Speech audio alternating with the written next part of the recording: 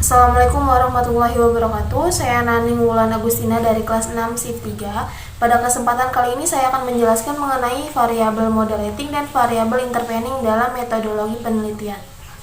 Variabel moderating sendiri adalah variabel independen yang memperkuat atau memperlemah hubungan antara variabel independen terhadap variabel dependen. Untuk contoh judul penggunaan variabel moderating yaitu pengaruh laba sebelum pajak ini, aliran kas operasi, perbedaan laba akuntansi dan pajak terhadap resistensi laba dengan penurunan tarif pajak sebagai moderasi. Berikut kerangka konseptual variabel moderating. Untuk variabel independennya sendiri terdiri dari laba sebelum pajak ini, aliran kas operasi, perbedaan laba akuntansi dan pajak. Untuk variabel dependennya terdiri dari persistensi laba, dan untuk variabel moderasinya yaitu penurunan tarif pajak. Di samping itu semua ada variabel kontrol yang berupa return of asset, size, leverage, dan revenue.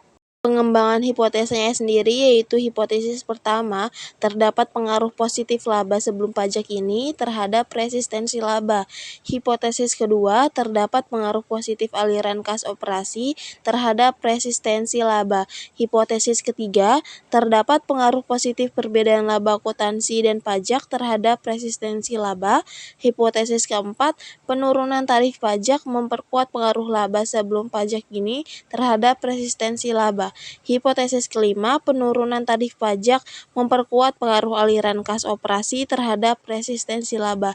Dan hipotesis keenam, penurunan tarif pajak memperkuat pengaruh perbedaan laba akuntansi dan pajak terhadap resistensi laba. Sedangkan variabel intervening sendiri yaitu fungsinya untuk memediasi hubungan antara variabel independen dengan variabel dependen. Contoh judul penggunaan variabel intervening sendiri yaitu pengaruh generic strategy dan corporate governance terhadap sustainable enterprise dengan investment opportunity set sebagai variabel intervening. Berikut kerangka konseptual variabel intervening. Untuk variabel independennya terdiri dari generic strategy, corporate governance. Sementara itu untuk variabel dependennya yaitu sustainable enterprise. Lalu untuk variabel interveningnya sendiri yaitu investment opportunity set.